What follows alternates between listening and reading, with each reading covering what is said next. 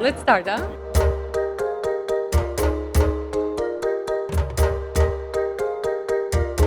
So, good morning to all of you. Just to have that opportunity to see each other face to face. To show us the catalytic effect that philanthropy has. What is going on here today? It's the annual meeting for the European Foundation Center, the biggest gathering of European foundations across the world.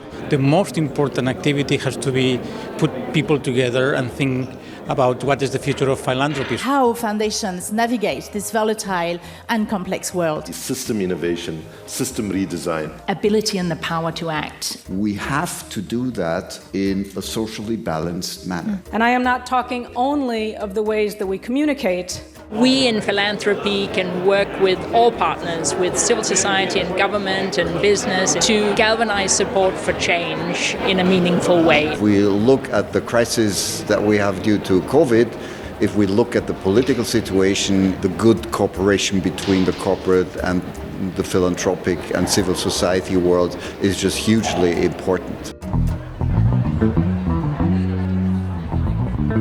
How can philanthropy contribute to Europe's most pressing issues? Philanthropy has agility, philanthropy has independence, philanthropy has the capacity to embrace today's complexity. Values, perceptions, ideals. Philanthropy is only as good as the activities that it achieves, the activities that lead to measurable, tangible change in our society.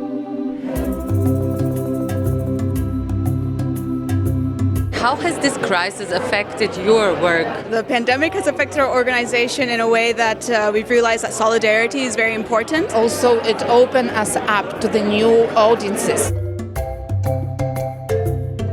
Now we meet every month. It's a little video conference, and it has really brought our foundations much more together.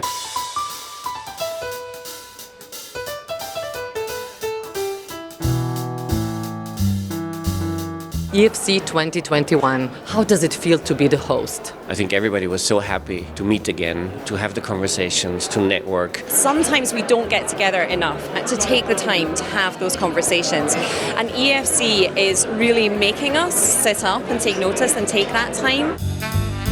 So many brilliant minds and so many great foundations that are doing so much when it comes to democracy. To exchange views on how we can work together, what are trends in philanthropy. I am impressed, I must say.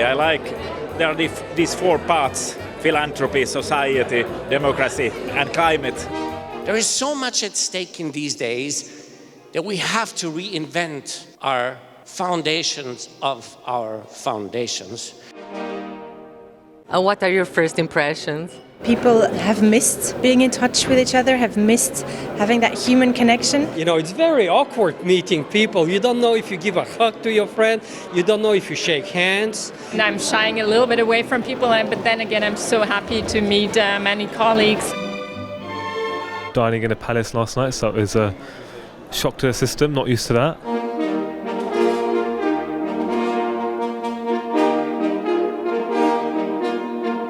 Why is the topic of this year's conference important? Democracy is in danger. We have to rethink all our projects all over again. One of the questions we were looking at is to what extent should foundations invest more in climate action and climate change? Of course, the recovery and solving after the COVID crisis is key. The gap between the rich and the poor, those who are marginalized.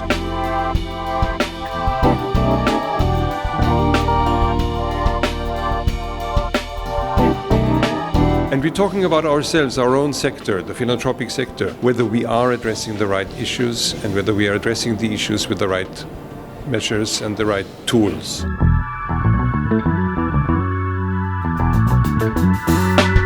How can European Foundation help tackle social inequalities? By challenging the existing order. By being bold. Let's also go to the other side. Let's go to the far-right voters. Let's go to those who are against vaccination. Are we seeing enough collective action of our sector related to climate change?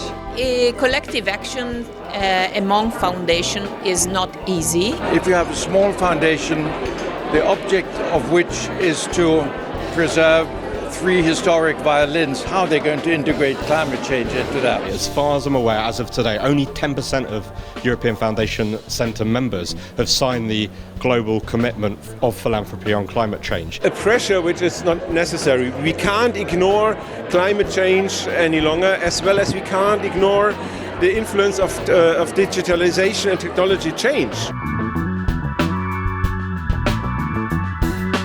I work for the World Food Programme. We work in 84 countries. If you go to one of those 84 countries and you say, I'm going to work on climate, they might tell you, climate is a luxury.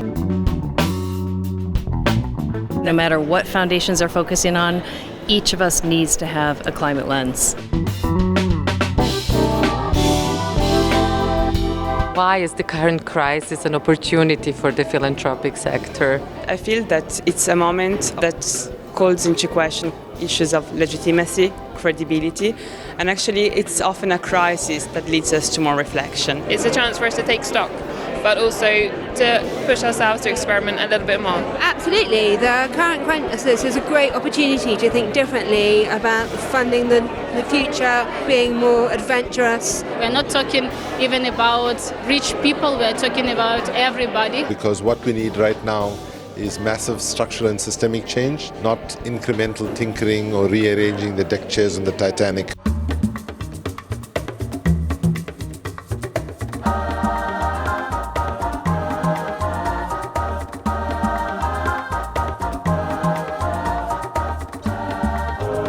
How does it feel to be in Vienna today? Oh, it feels amazing. It's beautiful. It's a lovely city.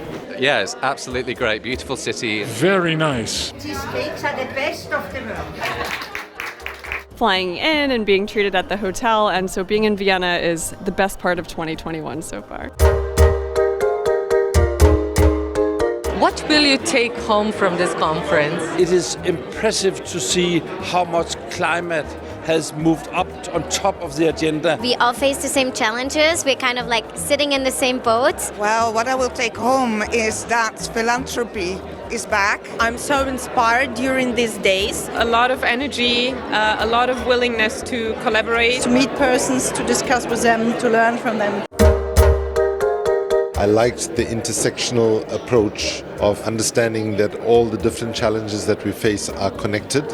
Taking away this specific moment of uncomfort and urgency, I think is the message coming out of Vienna.